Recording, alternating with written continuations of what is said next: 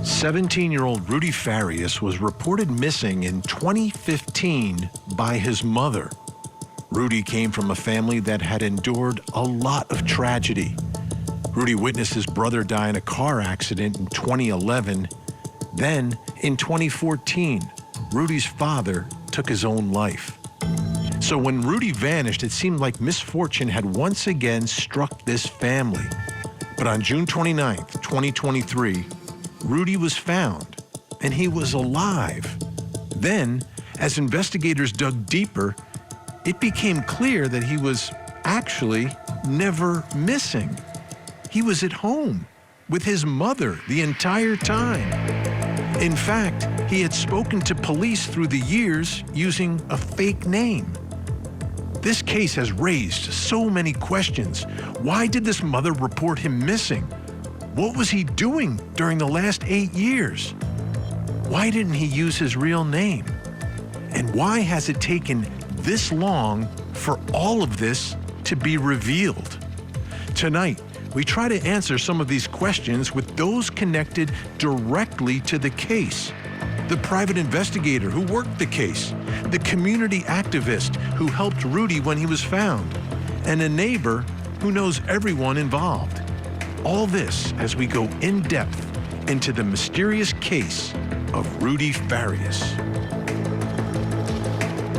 I'm Vinny Politan. Thank you so much for joining us tonight here on Closing Arguments. And for those of you who watch the show, you know every single night here, every single night we close the show, we talk about missing children. And we ask for your help. We show those faces. Many of these are teenagers, 14, 15, 16, 17 years old. And many of them are missing for different reasons. And some have run away. Some had very terrible situations they're trying to get away from. Some potentially being trafficked. And as we cover these stories, we pray that they are found alive. That's the hope. When a child is out there missing, you want that child found alive. And when they are found alive, it's miraculous on one level. Sometimes there's a sense of relief, but then you've got to dig into what has this child been through. Like what was going on during the time that the child was missing and was out there on his or her own. So let's talk about Rudy Farias.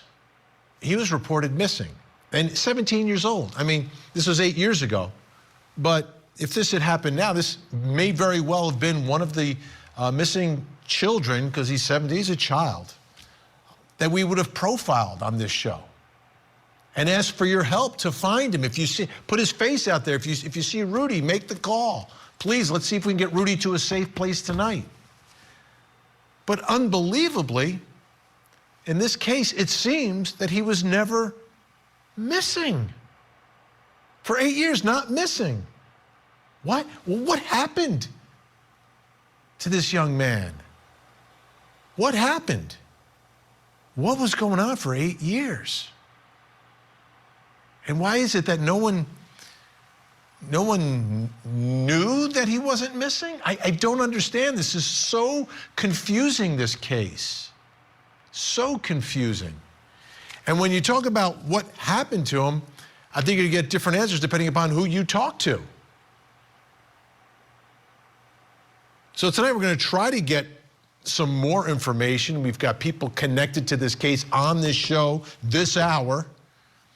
But I want to start by playing for you first the police, right? They had a press conference. And one of the issues that came up was whether or not this young man was abused by his own mother, that mother who had reported him missing. And that's because a human rights activist from Houston who had helped this young man when he was found said, yeah, this is what he said to me. So police were questioned about that. Take a listen. We heard from activist Cornell X, and he made some shocking allegations that he was in the room with a detective, and he heard from Rudy firsthand. He said that there were sexual abuse allegations and that he was drugged by his mother. From what you just said today, are you saying that the activist was lying? Basically, what we're saying is our investigation is our investigation, and we treat it the same. We're going to, our investigators were in the room, and basically, you know, what they heard and what they interviewed, that's what we attest to in our offense reports and our investigations. And I'm not here, neither are they here, to question anybody's integrity. But our integrity with the Houston Police Department stands, and we're going to report and put in offense reports what a victim or potential victim tells us, okay? But just to be clear, in that room, the detective did not hear anything about sexual abuse allegations. Go ahead. Can you just clear that up? Yeah, Sergeant Stefan Jimenez. Yes, I interviewed him, and no, there was no, you know, I'm trained to listen for probable cause. I'm trained to listen for statements that can help me get charges or move forward with a case. And no, there was no statements made during this investigation so far, no. Thank you.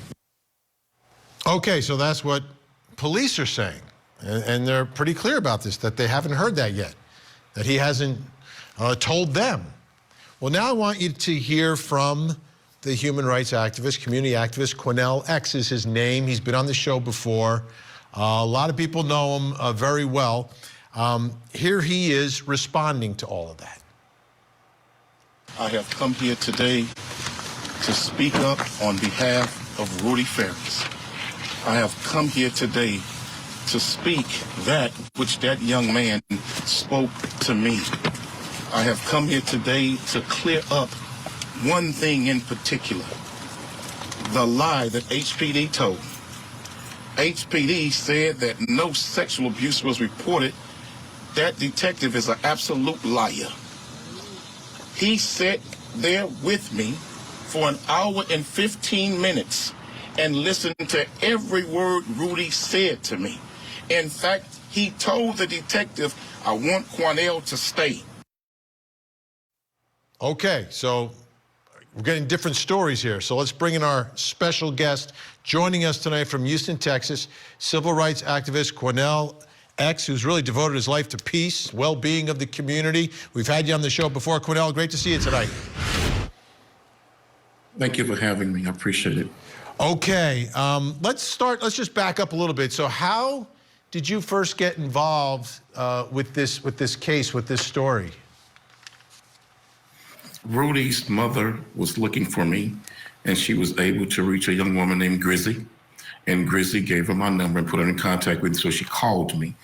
When she called me, she said that she was concerned about investigators intimidating and threatening her, and she felt that they were attempting to blame her for something. I said, well, do you believe you're a suspect? She says, I'm not sure. She says, well, I have to meet with them. Would you meet with me with them? I said, sure, no problem. I'll meet with you and them. And so the next morning, I got a call at the very last minute because of some rescheduling with Rudy being picked up from the hospital and meeting with investigators. So we moved forward, and we did meet with investigators. And I was there in the room when investigators interviewed the mother. I was also there in the room when investigators and myself interviewed Rudy for an hour and 15 minutes. Everything I came before the public and said Rudy Farias told me was the exact 100% truth. That's exactly what he said to me and to the investigator who was sitting right next to me the entire time. And I thank Rudy's aunts, his aunts, who finally got a chance to visit with him. And when they visited with him, they asked him about the things that I said. And Rudy told them himself that, yes, what Mr. X is saying is true. So initially you're called by mom, right? Rudy's mom. But then, like we're yes. seeing this video here where it seems you clearly, at this point, are doing what you can to kind of help this young man through what is happening here. So what happened when the mother came, when the mother got to the hotel, she was attempting to keep Rudy from investigators. And she told me and investigators, Rudy is nonverbal, he can't talk. And when I went into the room, he was on the floor in a fetal position, holding on her ankle. And so she told the investigators he won't talk to nobody, he's nonverbal. And so the investigators said, well, okay, maybe we can do this some other time. and we'll come back when you think he's ready to talk. So I took a seat right next to Rudy. And I said, young man, how are you doing? Are you okay? And he looked up at me and he shook his head, yes. I said, can you sit up, little brother? He said, yes. And he said, I know you. He said, you're Cornell X. I said, okay, young.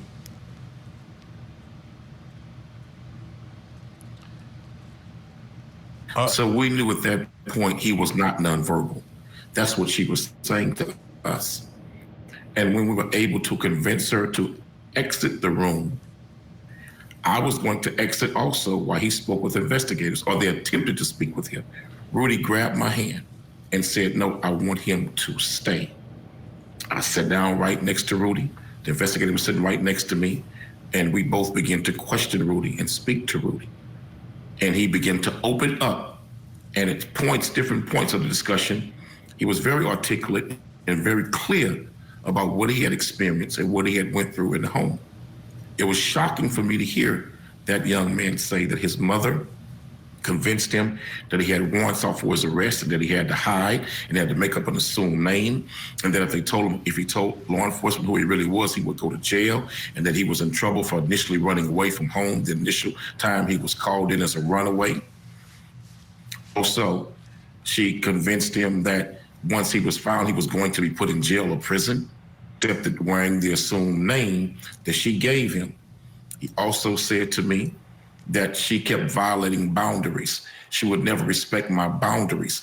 And the investigator said, well, what do you mean by boundaries? Explain. And he began to explain to while he was in the shower.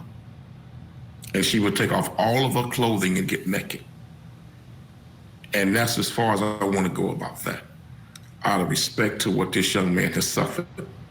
He also said to us that he didn't like her when she would kiss him in the mouth, when she would make him lay in her bed, that he made it crystal clear to her he did not like laying in her bed with her. But she said to him that, and that he was forced to lay in that bed, but he never wanted to. So at the moment you're hearing all this, what thoughts are going through your mind, and emotionally, how was Rudy holding up in divulging all of this? He was crying. At some points he wasn't crying. He was just soft-spoken, and he was talking. Then he said this to us. He said, I don't want my mom to go to prison. I don't want my mom to go to jail. And I said, Rudy, it's going to be okay. He said, I was tired of feeling like a slave, and I just wanted to be free. That's what he said. I said, well, you're free now, young man, and you shall remain free. And he began to say to us that she would lock him in the room. She would lock him in his room, that she would give him drugs, mushrooms in particular, that he was talking about was mushrooms that caused him to hallucinate. She would take him to work and make him do all of the work that she was supposed to do, that he was required to do when he would go to work with her. And that he was forced to lie about who he is and who he was. And that she was extremely controlling over him, that he had no freedom, and he just wanted to be free. So as he's saying all this, you're saying the detective from Houston PD is in there as well? Sitting right next to me. Sitting right next to me. Is he whispering it to you, or is he? I've always had a controversial relationship with HPD, fighting for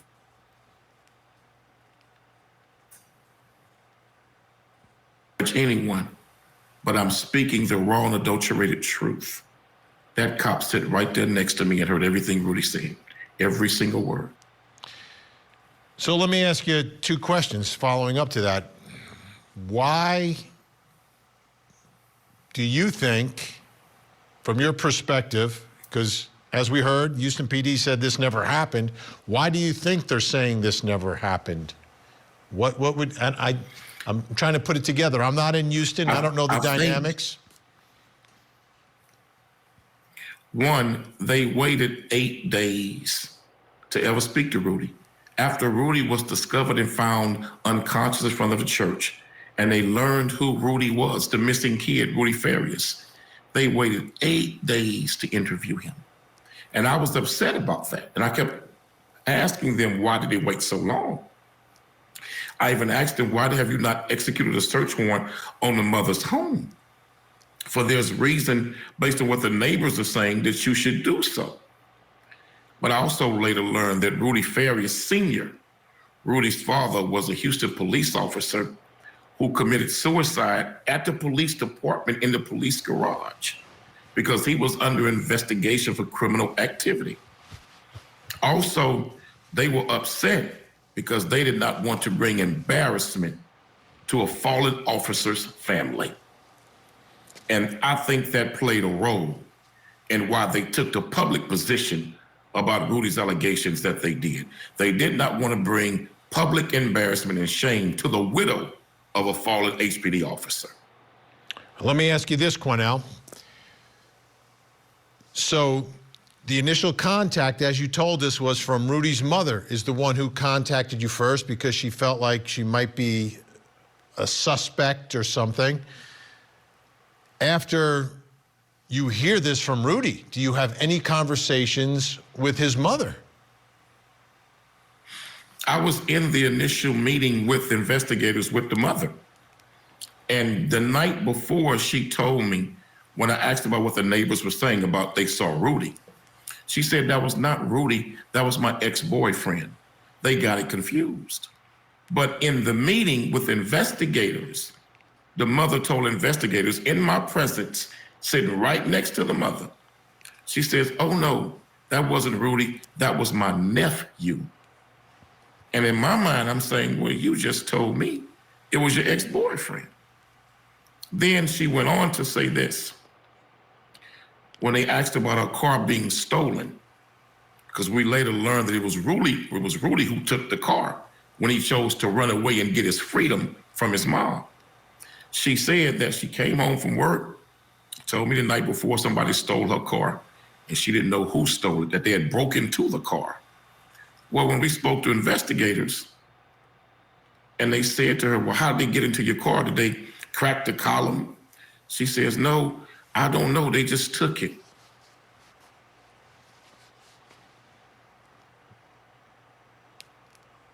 Yeah, a lot of this is just not making sense. We lost connection with Quanell for just a moment. So let's do this, folks. We're going to reconnect with Quanell X. We're going to bring in our other guests. Wow, what a story. It didn't make sense. It's bizarre. I don't think we've ever covered anything quite like this. So we're going to dig into this some more. Plus, coming up next hour. In Artesia, New Mexico, 19-year-old Alexi Treviso accused of murdering her newborn in a hospital bathroom. Did she know she was 9 months pregnant? Tonight, we take a look at the evidence, including some revealing video from a cheerleading event. All I can say is, Could go to jail. right now she's being detained, so she's not going to leave from here at all. Period. Okay. So one of us will Is be it in your custody? Like, yeah, she's detained. Yeah, she's not under arrest, but she is detained. When Alyssa Turney vanished in 2001, police thought she was just another runaway. That was the last time that anyone saw her alive. But a social media campaign ran by her sister led to a much darker discovery. Now, Alyssa's stepfather will stand trial for her murder. But without a body, can prosecutors prove their case? The Missing Sister Murder Trial. Live coverage weekday mornings at 8, 7 Central on Court TV.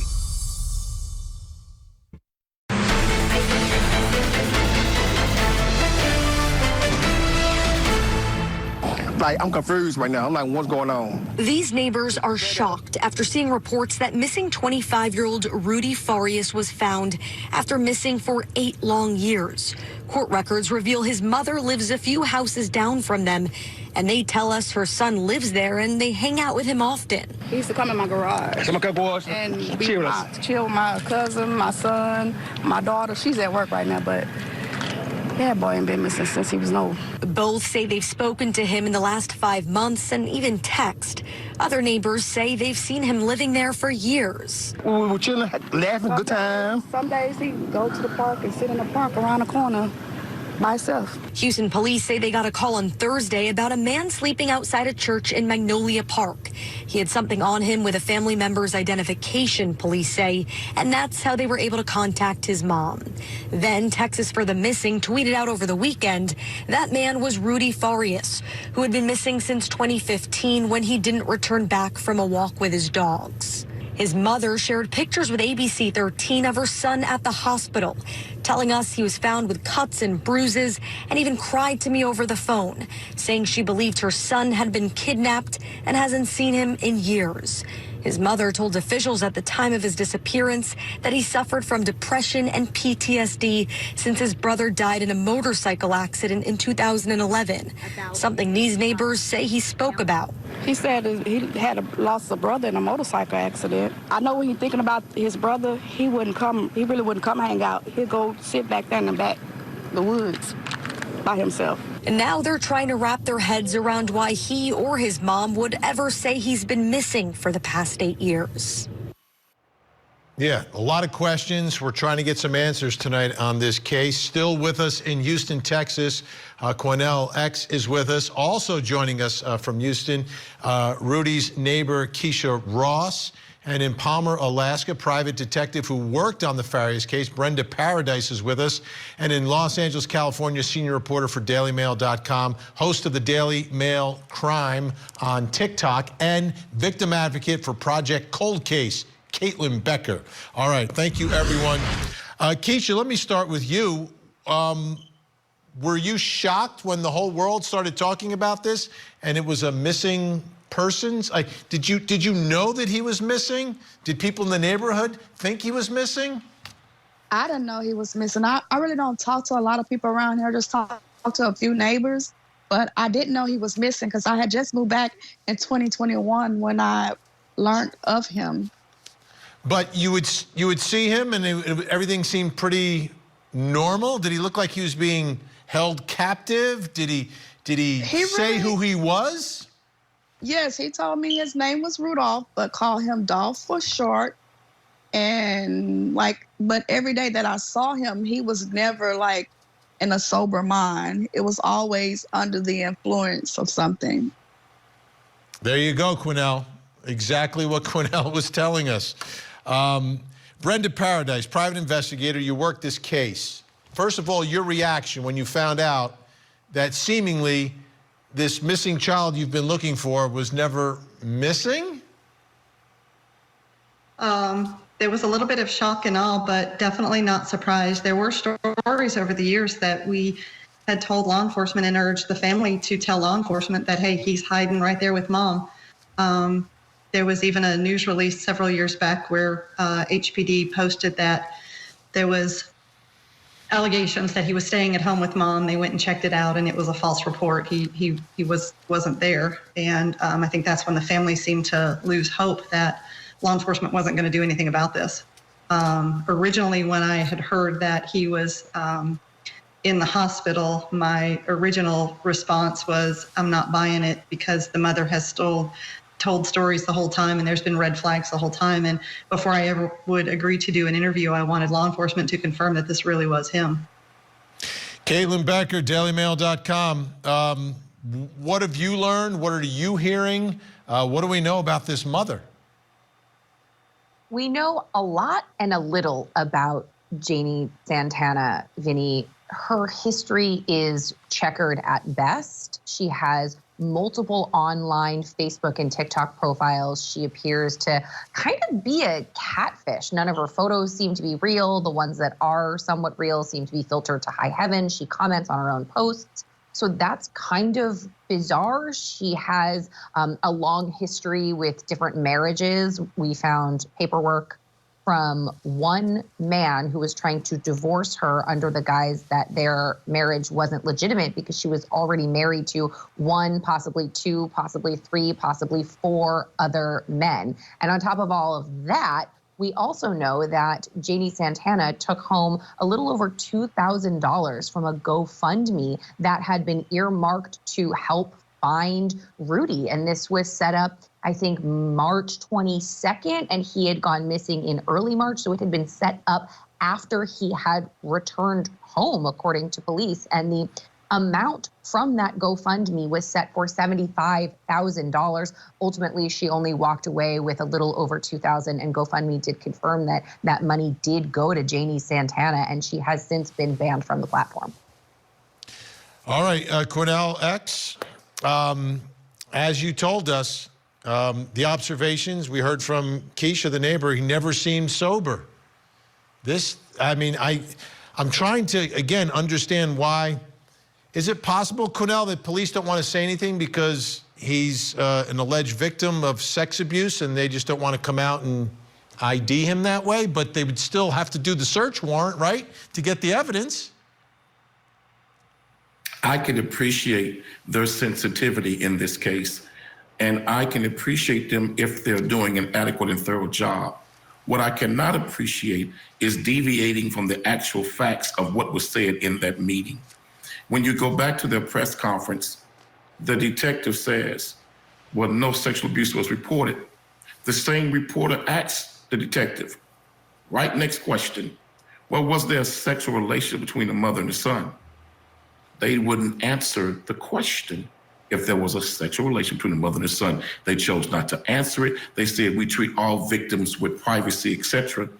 But yet, you won't admit that there was an incestuous relation between the mother and her son, but yet there's no sexual abuse. In my opinion, based on what I heard, was absolutely sexual abuse. Keisha, you're in the neighborhood. Do you know the mom at all? No, I don't know the mom. I've only met the mom like when she would call the phone or whatever and pass through to go to work. And that was it. Or she was calling Rudy about where her car was, but no, I didn't know her like that. And what are folks saying in the neighborhood? I'm sure everyone's chatting about this a little bit. What are they saying? What did they know? What did they suspect? I mean, we profile missing children, you know, on this program and other programs, and for the child to not be missing, this is bizarre. It's a lot of people that's speaking about that. Some of them say they know he was missing, but they choose not to identify themselves. Some say that that's her nephew.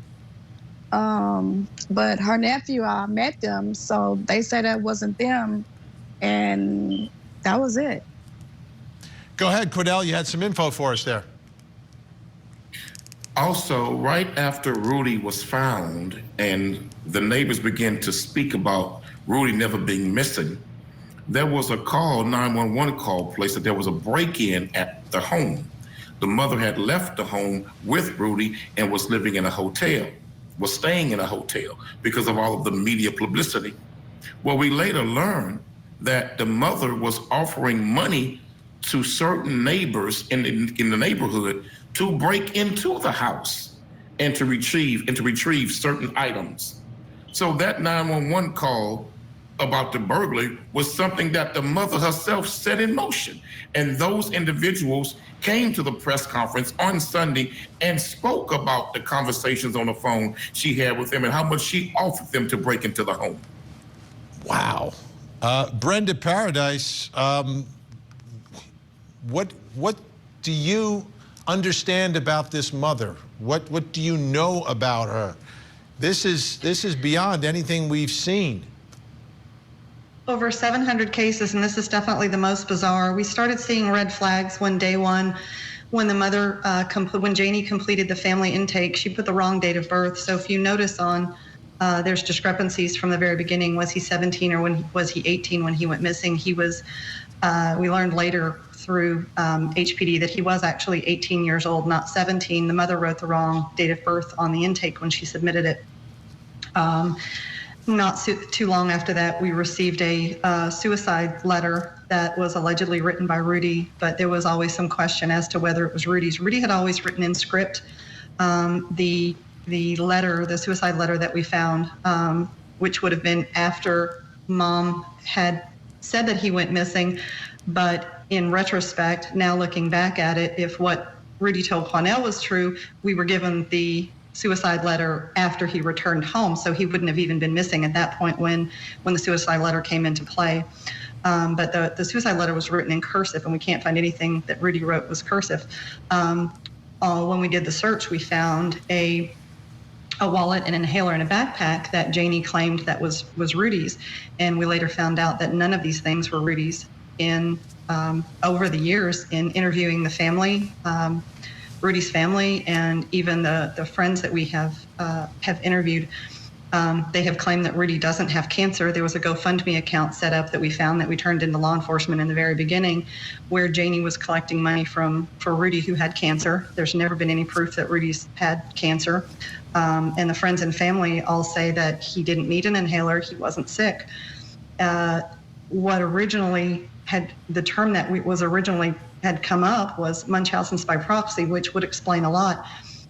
Janie does show characteristics of Munchausen's by proxy with all of the things that were claimed over the years, but nothing has come to fruition with Rudy having cancer or Rudy having any of these ailments that Janie has claimed all along.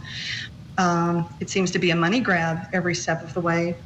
And with what Mr. Quanell X is saying, if that is true, and I don't believe that he would have any reason to make up this crazy of a story, I believe that he has Rudy's best interest at heart, but it appears that Rudy has classic symptoms of Stockholm syndrome. If he's afraid that, after all these years, if he's been held in captivity and he's afraid of his mom getting in trouble, it would explain a lot with this case. It is really, it's incredibly tragic. It's sad for this young man. Okay, all our guests are staying with us. We're going to talk more because there's a lot more we still have to try to figure out. And there he is. Wow, 8 years. 8 years. These are the cases that captivated the world. Couldn't keep my life straight.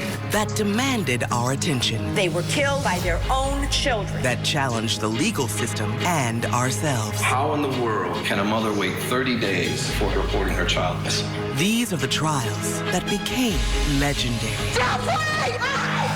And now you can relive them all in one place. Court TV Legendary Trials. Go to courttv.com/legendary trials to find out how to watch.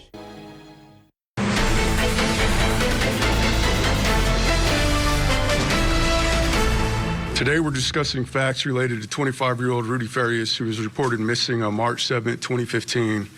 He was 17 years old when his mother reported him missing. During the 8-year time frame where he was missing, investigators followed up on many tips, leads, collected evidence proving that Rudy was not missing during the 8-year period. Reported missing, but not missing for 8 years. What happened to this young man, Rudy Farias? Apparently never missing, with his mother the whole time. Great panel of guests tonight. Quanell X is with us, human rights activist, civil rights activist from Houston, knows a lot about this case, was with Rudy. Keisha Ross, neighbor. Brenda Paradise, private investigator, worked this. And Caitlin Becker from DailyMail.com has been covering all this. Caitlin, I want to start with you. Do we know where everyone is tonight, the status of the investigation, and what's happening there? Is there any movement on this since the initial press conference?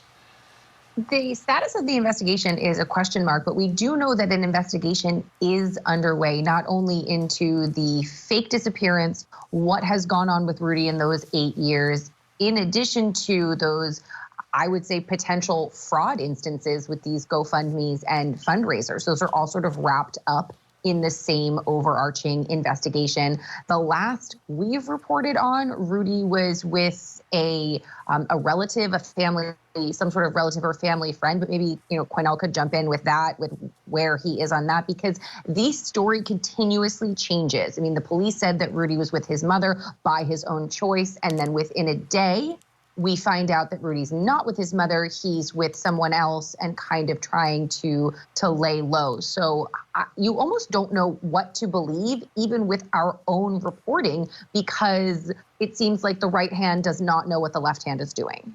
Quinnell, how about that? How is Rudy doing? Is he in a safe place? Rudy is doing okay. He is with a personal family friend. That family friend has given access to Rudy's extended family, his uncles, his aunts, his cousins, but at this time it's really only one uncle and two aunts who have visited with Rudy because he's in such a fragile state. Rudy needs to be in a hospital. He needs to be seeing a psychiatrist, a psychotherapist, and he needs help for drug addiction. I believe he's a drug addict, not by his own choice. I believe his mother did this to him to keep the shenanigan and the charade going and to keep him in a state of mind to where he was not able to do anything outside of her control. This young man needs a hospital. He needs a clinic. He needs therapists. He needs clinicians. The family loves him, but he needs to be in somewhere we can get some professional help. Absolutely. And Quinnell, one follow-up on Mom, something Caitlin said. Was she taking advantage of the fact that he was missing? Was she going on paid-for trips? So we learned by speaking with two of the employees that work with her that she would fly out of Houston going to visit other parents of other missing children, and that she was getting them to pay her plane fare and a hotel stay in order for her to travel to those cities and meet with those other families under the guise of them networking together to try to find their missing children. Also, we learned that some of them at her company where she worked would put together little money for her as a travel expense because she always said she had no money. This lady has played an entire charade, an absolute sham on all of those who know her and believe that Rudy was missing. Even the private investigator can speak to something more depth than what I can about a fundraiser that she was a part of and Rudy's mom's actions at that fundraiser. Brenda, how about that? There have been several fundraisers. Initially, we did a fundraiser at a little bar just to get the word out that Rudy was missing. I thought it was very strange. It was within just a couple of weeks after Rudy went missing, and it was at a little place in Houston, and Mom made T-shirts, and we thought it was weird that she had wings on Rudy as if he wasn't alive anymore, and she was selling these T-shirts. And she made a couple $1,000s at that fundraiser. We thought it was very odd that she showed up to that fundraiser late. She was over 2 hours late. She stayed less than 20 minutes, long enough to end the fundraiser, grab the money, and run. And she did not thank any of the people that were there donating or any of the people that donated their time. There have been a couple other fundraisers along the way. There was a time where she alleged that Rudy was in the hospital in California and that she needed money for her and her sister to fly in California to identify this boy who appeared to look like Rudy and see if it was actually Rudy or not. If law enforcement looks into Janie's Facebook page or seen any of the screenshots, this has been a money grab the entire way. Anytime Janie needs money, she reaches out to the public to get money.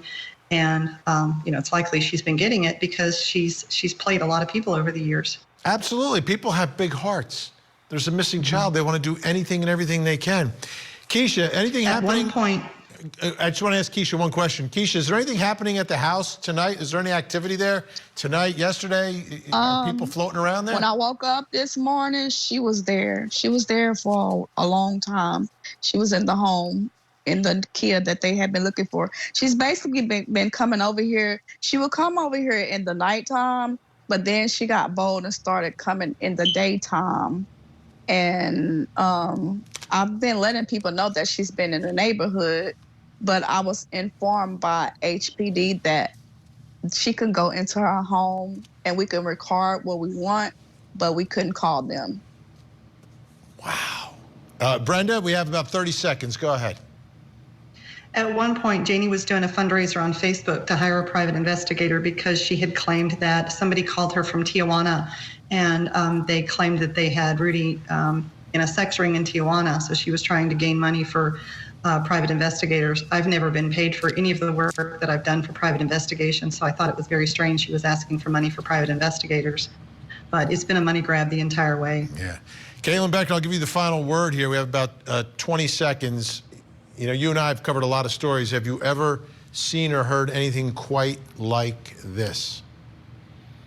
I really haven't. You don't know up from down with this type of story. You don't know who to trust. And then the main player is Janie, and she is making the strangest moves every step of the way, beginning with just last week, even involving Quinnell at all when she knew this child was never missing. Yeah, and Quinnell has a knack for getting to the truth. Big thank you, Quinnell X. Thank you, Keisha. Appreciate your time tonight. Brenda Paradise joining us, and Caitlin Becker, of course, from DailyMail.com. Thank you all so